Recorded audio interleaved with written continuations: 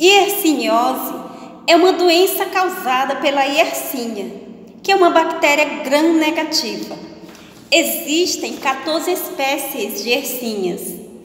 Entre as Yersinias que causam doenças, 3 espécies têm importância clínica, que são Yersinia pestis, Yersinia enterocolítica, que é a mais importante, é sobre ela que vamos falar aqui hoje, e também Yersinia pseudotuberculosis. A Yersinia enterocolítica, ela é encontrada amplamente distribuída na terra e na água e pode ser isolada de animais de produção, como porcos, bois, ovelhas, carneiros, pássaros, peixes, moluscos, insetos e também animais domésticos e silvestres. Doutora, e como é que uma pessoa pega a Yersinia? A principal fonte de contaminação é a carne de porco. Outras fontes, leite cru ou inadequadamente pasteurizado e derivados, produtos de ovos e vegetais crus, água contaminada e outras fontes raras são transmissão fecal-oral, ou seja, contato das fezes com a boca, transfusão de sangue e também contaminação de mamadeiras, né, dos recém-nascidos. E como que ocorre essa contaminação do animal para a pessoa? Então, nos porcos sadios, a Yersinia enterocolítica, ela coloniza o tecido linfóide na boca e na garganta, né, as amígdalas e adenoides, e também o tecido linfóide do intestino, no hilo terminal e no colo, que é justamente esta contaminação do animal que é responsável pela transmissão da doença.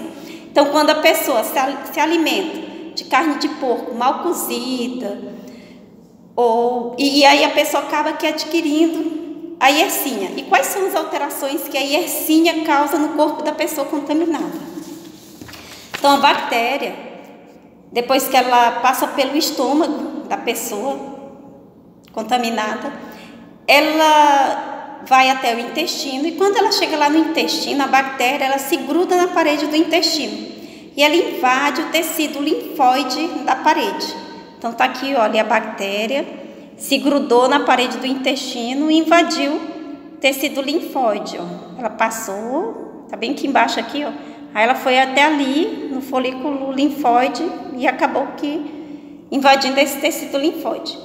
Dali ela vai para os gânglios do intestino, né? Tá ali, ó, do tecido linfóide, ó. Ela veio aqui, ó, por esse caninho aí amarelo, ela foi até o gânglio do intestino, né? E aí ela pode causar infecção intestinal, como enterite, enterocolite, inflamação do hilo terminal, linfadenite mesentérica, que também pode até simular um quadro de apendicite. As cepas patogênicas, elas podem causar também úlcera na mucosa do intestino e também necrose dessa placa aqui, ó, placa de Peyer. A bactéria, ela pode também se espalhar pelo corpo, causando lesões no fígado, no baço e outros órgãos. E ela tem um período de incubação de 1 a 14 dias, em média 4 a 6 dias. E o que é esse período de incubação? É o período entre o momento que a pessoa se contamina até a pessoa começar a apresentar os sinais e sintomas. Certo, mas quais são os sinais e sintomas da yersiniose? Esses sinais e sintomas, eles podem se apresentar de várias formas. Isso vai depender da idade do paciente, da imunidade, da virulência da bactéria. E são divididas em 2 categorias, né? As manifestações infecciosas, intestinais e extraintestinais, e também as pós-infecciosas. Nós vamos começar com as manifestações infecciosas intestinais. Então vamos lá. Quais são as alterações que uma pessoa que está com yersiniose vai apresentar se ela estiver na fase com as alterações infecciosas intestinais? Então, ela pode ter diarreia, dor de barriga, pode ter adenite mesentérica. Para os pais que já tiveram filhos com adenite mesentérica, eles vão lembrar que a criança chega na emergência sentindo muita dor, chorando muito, gritando de dor na barriga. e aí faz o exame da apenas adenite. Pode também apresentar síndrome de pseudoapendicite, ou seja, uma falsa apendicite, principalmente no adulto. Paciente com yersiniose, na forma infecciosa intestinal, pode apresentar perfuração intestinal, é um quadro, graças a Deus, menos frequente, também megacolo tóxico.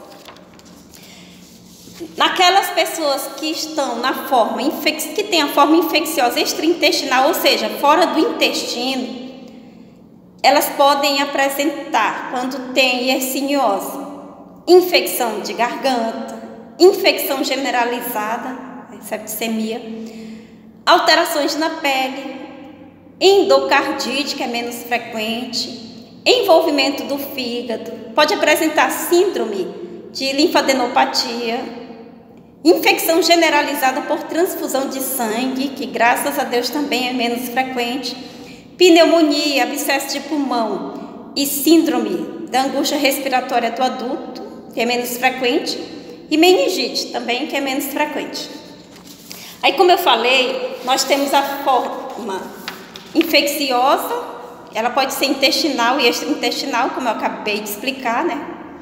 E agora nós vamos falar sobre essa forma aqui, ó, pós-infecciosa, ou seja, depois da infecção, o que a pessoa com yersiniose pode apresentar. Então, a pessoa pode apresentar inflamação das articulações, né? Joelhos, tornozelos, punhos, dedos. Pode apresentar eritema nodoso, uveíte, né, nos olhos, que é menos frequente. Glomerulonefrite, que é uma inflamação nos rins, que a pessoa pode apresentar nos glomérulos renais, que é menos frequente. Síndrome de Guillain-Barré, que é menos frequente. E a síndrome hemolítica urêmica. Doutor, o que é a síndrome de Guillain-Barré? É aquele paciente que chega na emergência para a gente dizendo: doutora, estou sentindo que dos meus pés subindo, assim, eu estou começando a sentir que eu estou com pouca força muscular e também quase não estou sentindo dessa parte, nem dos pés, nem da extremidade aqui das mãos, doutora. Aí a gente vai examinar esse paciente e vai ver que esse paciente está com quadro de uma suspeita de Guillain-Barré. E aí o paciente sempre diz que tem história de uma diarreia anterior e a gente começa a fazer essa relação. Como eu falei, essa é uma doença que os sinais e sintomas dependem da idade do paciente. Então, em relação aquelas crianças que ainda mamam e também os pré-escolares, né? Então, eles podem desenvolver quadros de enterocolite, que a criança pode apresentar febre, cólica abdominal e diarreia. Pode também se manifestar como gastroenterocolite aguda, onde nós vamos ter fezes com muco, leucócitos ou sangue. Pode apresentar também enterite, que aí a criança vai apresentar uma diarreia secretora, parecido com aqueles quadros de Escherichia coli, que causa alteração importante no intestino. Fezes líquidas, não explosiva, fezes em grande quantidade, pode durar de 7 a 21 dias, não melhoram com dieta e nem jejum e pode causar dermatite ao redor do ânus, né? Já nas crianças um pouco maiores, né, os escolares e os adolescentes e adultos, o quadro de yersiniose pode se confundir com apendicite. Paciente também pode ter megacolo tóxico com ou sem perfuração intestinal, que isso ocorre raramente. Existem também quadros de infecções extraintestinais com infecção generalizada, né? E isso pode ocorrer principalmente em pacientes menores de 1 ano, diabéticos e pacientes com baixa imunidade.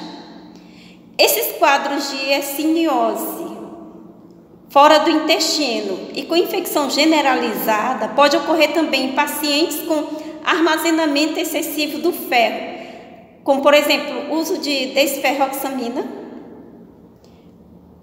anemia falciforme, pacientes com beta-talassemia e também pacientes politransfundidos. E raramente pode ocorrer também nos quadros de infecção generalizada após transfusão de sangue contaminado. Lembrando que metade dos pacientes que tem infecção após transfusão de sangue contaminado, metade desses pacientes morrem. Mas graças a Deus essa é uma condição bem rara. Lembrando que essa bactéria, a Yersinia, ela gosta muito do ferro. Então, alguns pacientes têm maior risco de desenvolver esta doença, como por exemplo, pacientes que têm alterações no metabolismo do ferro, pacientes que têm hemocromatose, pacientes que têm anemia falciforme, pacientes que têm beta-talassemia, dentre outros. Então, o envolvimento do fígado é comum nessa doença, né? É comum em adultos e pode apresentar duas diferentes formas, que é a forma aguda, né? Com abscesso do fígado ou baço. No baço é menos comum, né? Isso ocorre principalmente em pacientes com sobrecarga de ferro. Esse envolvimento do fígado também, ele pode se desenvolver de forma crônica, que é caracterizada por inflamação granulomatosa do fígado. O paciente ele pode vir com fator reumatoide positivo.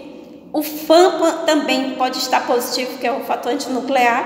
E essa alteração crônica desse paciente, né, pode ser também devido a algum fator relacionado à imunidade. As manifestações pós-infecciosas, elas também podem ocorrer, né, como uma inflamação das articulações, de várias articulações, né, que é a chamada poliartrite, e ocorrem em 10 a 30% dos adultos, e 70% desses adultos que têm poliartrite, eles vão ter o HLA-B27 positivo. A artrite, ela inicia poucos dias a um mês após a diarreia e ela pode durar até 4 meses. Doutora, quais são as principais alterações laboratoriais que um paciente com hierciniose pode apresentar, né?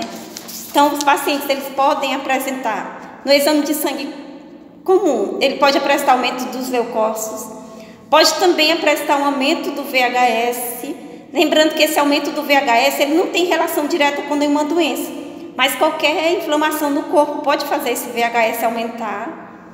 Aumento do PCR também, o paciente pode apresentar anemia. Em relação ao diagnóstico, ele pode ser feito através da cultura e isolamento. Então, as culturas de fezes geralmente são positivas nas 2 primeiras semanas de doença. Pode-se isolar a Yersinia da bile, da urina, do líquido, do escarro e também de feridas.